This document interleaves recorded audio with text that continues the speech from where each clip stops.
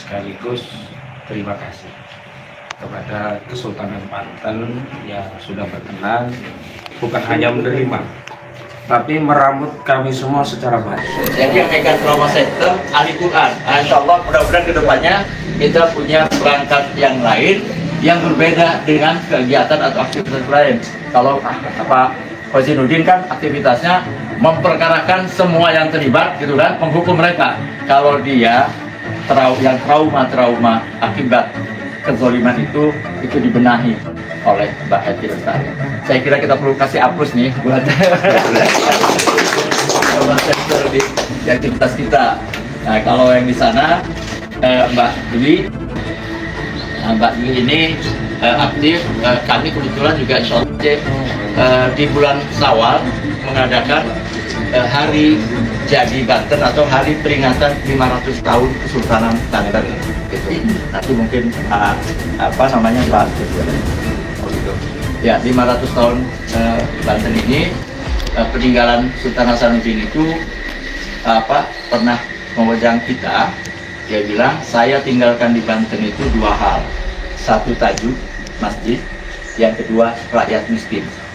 Semua pengganti saya tidak boleh lari dari dua itu, masjid dan rakyat. Yang titik tajuk lan wong fakir miskin. Nah, begitu jadi bahasanya. Yang titik tajuk lan fakir miskin. Saya kira pesan orang miskin di Pantura nasibnya sedang dalam keadaan tidak baik-baik saja. Saya kira itu pengantarnya. Mudah-mudahan nanti kita akan diskusikan sambil ngobrol ringan. Saya minta sekarang kepada Pak Kozinudin yang mewakili kawan di sini untuk menyampaikan maksud dan tujuan bapak-bapak yang datang di sini. Lalu saya kira ini interaktif saja. Meskipun Pak Kozinudin yang saya kasih waktu, kalau diantara hadirin juga mau menyampaikan apa-apa. Jadi jangan terkesan kita lagi membuat seminar tentang kemiskinan. Itu alhamdulillah. Dan kita tadi baru makan siang. Mohon maaf kalau hidangan yang kita berikan itu tidak memuaskan Bapak Ibu atau mungkin kurang. Tapi saya lihat tadi yang dia terlambat pun masih kebagian. Bahkan katanya berlebih Pak. Itu ya berkah ya. Alhamdulillah. Mudah Pak Kozinudin, silakan.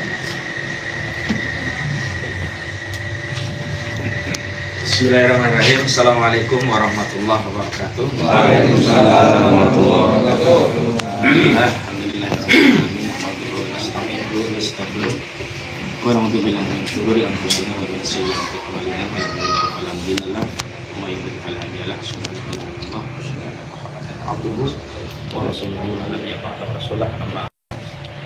Pertama kali kami ucapkan syukur kehadirat Allah Subhanahu wa Ta'ala sekaligus terima kasih kepada Kesultanan Banten yang sudah berkenan bukan hanya menerima tapi meramut kami semua secara baik. Dan tadi masakannya enak ya Pak. Luar biasa. Mudah-mudahan Allah membalasnya dengan yang baik, dan kami mudah-mudahan juga bisa berkesempatan suatu hari kelak gantian ke Jakarta kami yang meramutnya begitu. Jadi yang kedua, kami perkenalkan hari ini hadir bersama kami sebelah kanan saya adalah Dr. Majen TNI Purnawirawan Dr. Samsu Cala. Kalau di zaman ABRI ya, belum berubah TNI Polri, beliau ini polisinya polisi, tapi bukan Sambu, polisinya tentara.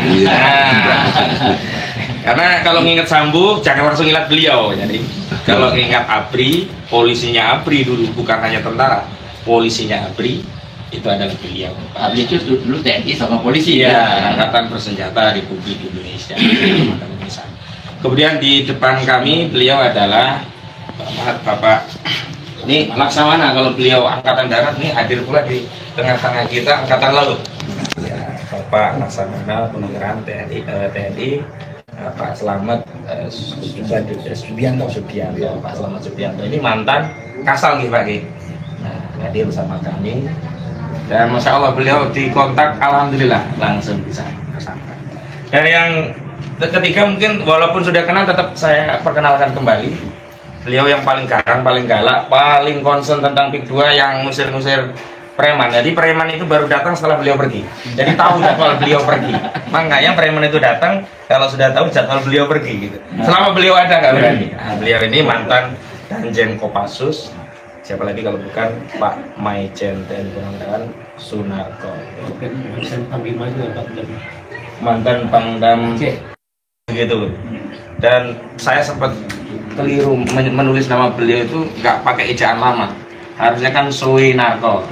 Jadi saya tulis dulu Sunarko. Ini keliru mas. Nah, memang harus rinci menulis nama seseorang itu kaitannya dengan pride seseorang begitu ya. Alhamdulillah.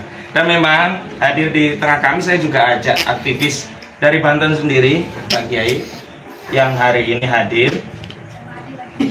Memang kami harapkan nanti juga bisa menyampaikan bagaimana kondisi perjuangan terakhir di wilayah masing-masing. Misalkan ada Kang Iwan Darmawan, dan Pak Komar, juga ada yang lainnya. Nanti mungkin Kang Iwan bisa juga mewakili. Saya juga minta nanti Pak Samsu, Pak Slamet, dan juga Pak Maijen Sunarko juga bisa menyampaikan. Tapi dari saya ingin menyampaikan beberapa hal. Sebelum saya lanjutkan juga kami titip salam taklim buat Sultan, aku harus baca nih kurang hafal ya, Ratu Bagus Hendra Bambang Wisanggeni Surya Atmaja MPH. Ini titip salam meskipun belum bisa ketemu langsung, tapi insya Allah forum ini berkah dan ini bisa kami sampaikan kepada publik. Ada representatif kesultanan yang menerima resmi dan ini bagian dari bentuk himmah, bentuk perhatian dari Kesultanan Banten terhadap rakyat Banten yang hari ini sedang terzalimi. Mungkin kalau tadi sebagian ya baru dititipkan masjid dan orang miskin, mungkin hari ini rakyat Banten kalau boleh diambil pesannya ya hari ini sedang ingsun titip wong Banten kepada Sultan, kira-kira begini. Karena nasib Banten hari ini tidak saja bisa ditentukan oleh rakyatnya saja, tapi juga umaroknya, juga ulamanya. Yang pertama ingin saya sampaikan adalah update perkembangan 3 kali kami kemari, dan pertemuan yang pertama kami sudah sampaikan akan menggugat. Perlu kami sampaikan bahwa gugatan kami yang kami ajukan kepada 8 pihak dan 1 turut tergugat itu sampai sidang mediasi ketiga tidak ada yang hadir. Jadi Aguan tidak datang, Antoni Salim tidak hadir, Joko Widodo tidak hadir, Erlangga Hartarto tidak hadir, PT Pantai Indah Kapuk tidak hadir, PT Kukuh Mandiri Lestari tidak hadir, termasuk ya sahabatnya Pak Zaki, lurah-lurah ya, atau kepala desa Surta Wijaya dan Mas Kota juga tidak hadir. Makanya terakhir gugatan dianggap gagal mediasi dan masuk pokok perkara. Sidang berikutnya adalah Senin 10 Maret 2025. Perlu kami tegaskan bahwa mediasi itu bukan berarti kami ingin damai, tapi memang ada proses prosedur harus mediasi. Dan memang kalau mediasi itu prinsipalnya tidak hadir, ya tidak bisa dilanjutkan. Kemarin pihak lawyer dari Aguan dan kawan-kawan inginnya tetap mediasi dengan mereka, karena mereka menganggap sudah mendapat kuasa untuk bermediasi. Kami tolak, karena ini sama saja penghinaan kepada rakyat. Yang menggugat itu juga purnawirawan TNI, ada 20 orang itu dari sipil dan militer. Ada purnawirawan TNI yang tergabung dalam forum Purnawirawan Pejuang Indonesia, pimpinannya Kolonel Sugeng Waras. Kemudian ada juga aliansi rakyat menggugat dari Bu Menuk dan yang lainnya. Jadi kita tidak mau merendahkan diri hanya menemui kuasa, sementara kuasa itu juga tidak punya kewenangan otoritatif untuk memutus soal mediasi. Selanjutnya terkait PIK 2, selain apa yang kami lakukan secara litigasi melalui persidangan, kegiatan non litigasi yang kami lakukan itu fokusnya pada 2 hal. Yang pertama memahamkan, yang kedua memberanikan. Karena hari ini kita semua melihat, kami melihat langkah-langkah yang ditempuh oleh PIK 2 itu juga melakukan 2 langkah. Pertama pembodohan, yang kedua menakut-nakuti. Jadi membodoh-bodohi, menakut-nakuti, itu narasi mereka. Maka kami berjuang untuk memahamkan dan memberanikan. Karena umumnya keberanian itu muncul dari pemahaman. Paham baru dia berani. Sikap diam apalagi tidak berani mengambil tindakan itu biasanya berangkat dari tidak tahu masalahnya. Dan itu terkonfirmasi saat kami silaturahmi kepada Habib Rizik Syihab di Petamburan. Beliau juga amanatkan karena ya ulama-ulama dalam tanda petik kalau nahwu shoroh oke, mereka jago. Tapi kalau persoalan tentang ketatanegaraan, kebijakan, proyek dan sebagainya, mereka juga menunggu waki atau fakta yang terjadi seperti apa. Kayaknya kemarin juga sempat kami ajak ulama untuk memahami wakinya agar tidak ikut dibodoh-bodohi dengan dalih ini ada dalil ihya'ul mawat terhadap tanah-tanah Banten seolah-olah tanah itu terlantar sehingga aguan itu luar biasa menghidupkan tanah mati, menghidupkan tanah terlantar sehingga harus didukung gitu. Dan kemarin kepada dengan Bang Munarman juga kami jelaskan bahwa realitasnya Jokowi itu justru merampas tanah negara dan memberikannya kepada aguan karena di proyek strategis nasional PSN yang 1755 hektar itu 1.500 hektar itu hutan lindung itu kewenangannya negara. Nah itu mau dikasih kepada Pantai Indah Kapuk untuk proyek mereka, untuk proyek yang disebut dengan tropical coastline. Nah makanya kita juga menyebut bahwa Jokowi ini ya sebenarnya menyalahgunakan kewenangan yang merugikan negara untuk menguntungkan korporasinya aguan. Jadi harusnya ditindak dengan pasal 2 dan pasal 3 Undang-Undang Korupsi. Selanjutnya kami memberanikan juga dalam pengertian hadir dan membersamai langsung. Karena selama ini juga masyarakat yang kami lihat di lapangan ini Pak Kiai, terutama setelah pidato Pak Prabowo Subianto menyatakan hidup Jokowi, kami merasa rakyat itu benar-benar jadi yatim. Karena mereka jadi yatim berarti harus ada yang mengasuhnya. Tugas rakyat kan yang utama adalah negara.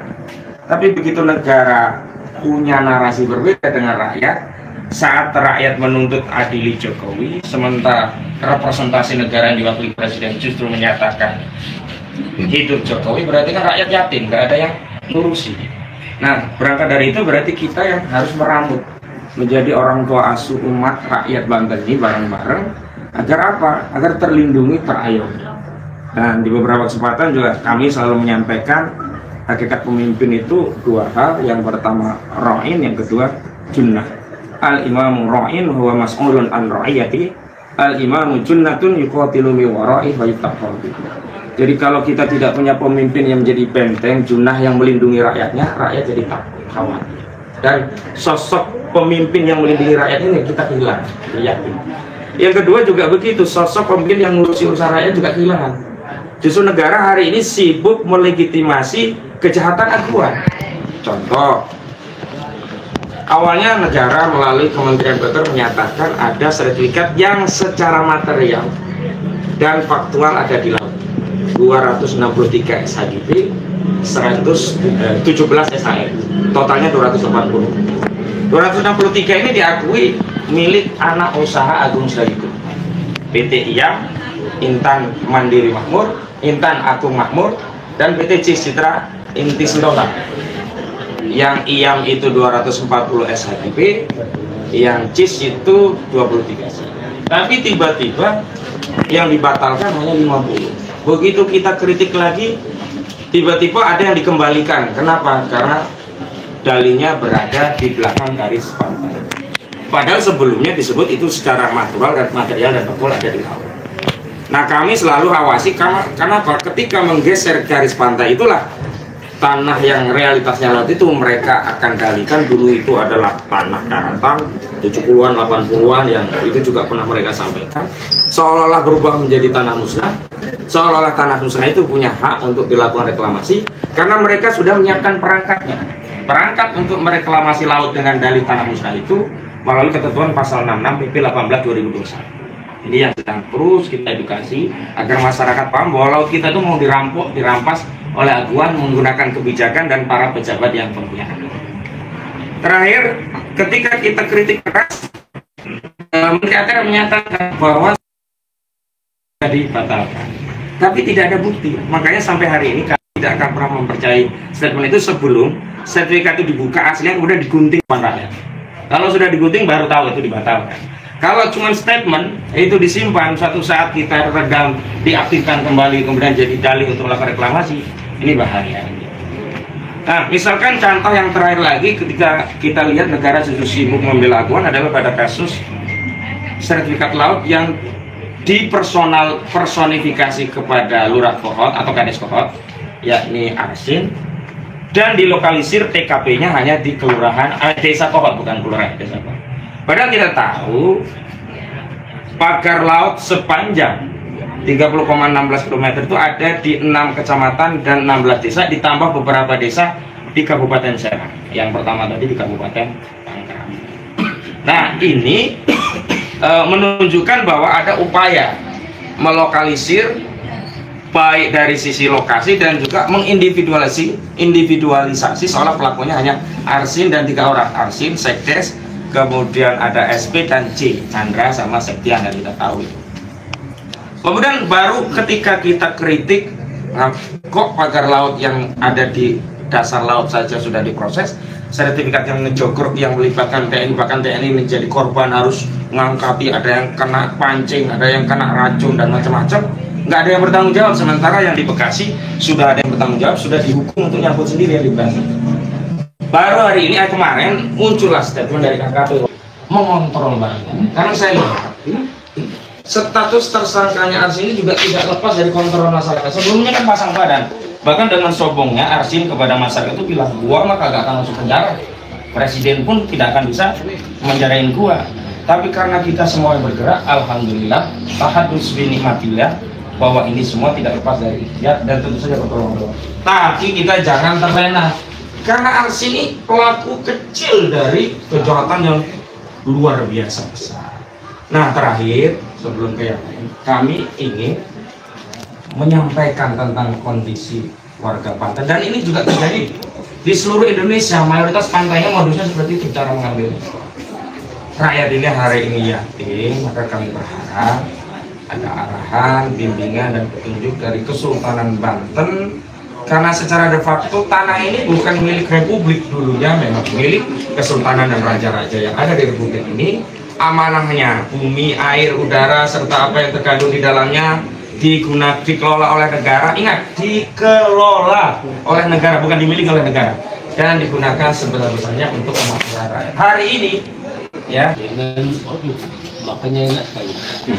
Walaupun saya membawa anak saya Putri Santi, ini saya panggil dokter Santi, karena dia apa nggak boleh makan nasi, tapi daging kambing boleh, ikan boleh, buah-buahan boleh. durian boleh, Durian boleh. Masih kuat. Putri kami itu sisanya psikolog, dan dia tamatan S2-nya di Australia dan terus di Inggris, di Inggris terakhir, dan sekarang kerjasama dengan Profesor Australia penelitian di Puncak, dan juga sudah di kontak pada UNICEF, tapi tunda dulu dan juga berbaik di depan tugas pada Kementerian Perempuan. Dan alhamdulillah, terima kasih. Ini terus aja, ini Pak Selamat, ya. Ini jenderal kalau dia tapi di Angkatan Laut Laksamana kan jenderal penuh, bintang 4 narko juga, ya. Dan menjabat jabatan di mana-mana. Dan kami juga terus aja kita bilang mewakili, tak jelas juga ya, karena kami nggak tahu, karena yang lima jenderal Agung Belar, Do Priyono, Wiranto yang sudah kembali ke itu ya, Farroji, Jenderal Farroji, semalam juga hadir. Semuanya si Luhur itu tuh apa namanya, kalau munafik, pengkhianat begitu ya? Iya, munafik itu. Ada lagi apa sih mau carinya? Seperti itu saja. Prabowo itu sudah pernah diperiksa itu katanya. Ya udahlah. Nah, ini kemarin ini waktu kita sama Pak Narko sama itu di pantai di pantai. Iya. Semalam. Iya, itu kan ya di Kohot. Belum lahir. Nah, itu kami dengan Letnan Jenderal Suryipto ya. Betul. Nah, itu beberapa orang lain itu yang kita orang juga hadir. Makanya saya mewakili dari Raja dan Sultan Nusantara. Maka di sana saya bilang, karena apa yang disampaikan atau dianukan kepada pemerintah, tapi tidak dilaksanakan sebagai semestinya. Bagaimana untuk kemauan rakyat. Nah ini buktinya. Pakai cakap dikatakan dari dua atau satu juga. Makanya itu.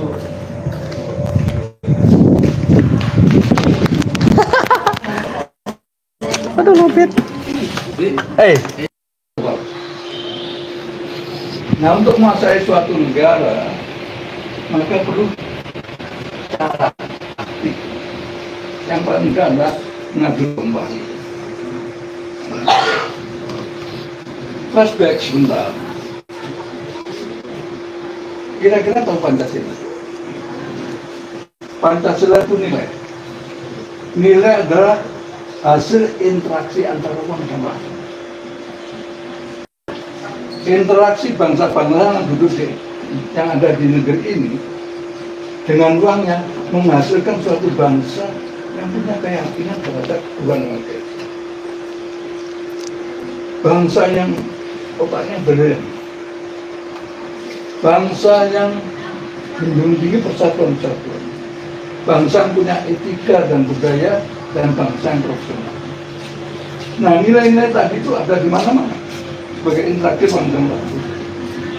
Dan itu kemudian disebut Pancasila. Jadi Pancasila adalah suatu sasaran yang abadi. Bagaimana manusia Indonesia, manusia yang tidak tanduk perilakunya atas dasar kebenaran agama. Yang kedua, atas dasar kebenaran ilmu. Yang ketiga, atas dasar membangun tali silaturahmi. Yang keempat, atas dasar etika, benar etika budaya bangsa. Yang kelima, profesional. Itu adalah never ending goal dan itu harus diperjuangkan. Oleh karena itu, dalam pertemuan di DKI, Jokowi Widodo mengatakan rumah besar Indonesia ini adalah rumahnya bangsa Indonesia. Oleh karena itu, setiap anak bangsa harus merasa kerasan tinggal di dalamnya. Oleh karena itu, sistem yang akan dipakai adalah sistem Pancasila, bukan sistem politika. Coba perhatikan, sejak kita merdeka sampai sekarang, kita melakukan tes pendidikan, instrumennya adalah partai. Tidak pernah mencapai tujuan pernikahan. Nah, perjuangan ini dimulai empiris adalah tokoh agama. Perang Padri di Ponorogo 1908.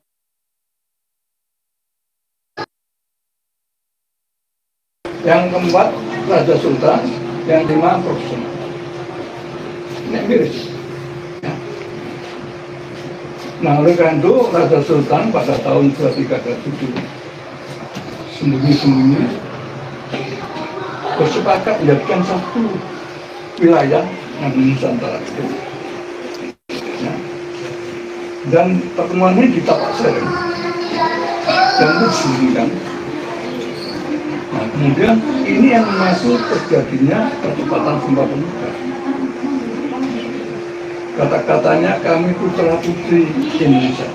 Artinya di sini tidak ada segmentasi putra Sunda, Jawa, Batak. Ya Indonesia. Dan inilah saat terjadi kekosongan pemerintahan. Maka bangsa-bangsa ini menyatakan diri sebagai bangsa yang merdeka.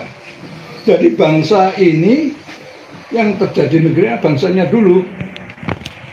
Karena dia punya cita-cita, maka membentuk suatu negara. Jadi negara itu alatnya bangsa. Bukan seperti sekarang ini, negara menguasai bangsa. Tadi disinggung masalah pasal 33. Memang nanti perlu diperbaiki undang-undang itu. Pasal 33 harus mengalir dari de facto, ya, baru ke de jure. Artinya bangsa dulu, baru undang-undang. Di sini harus di boardingnya ditata ulang. Bumi, air,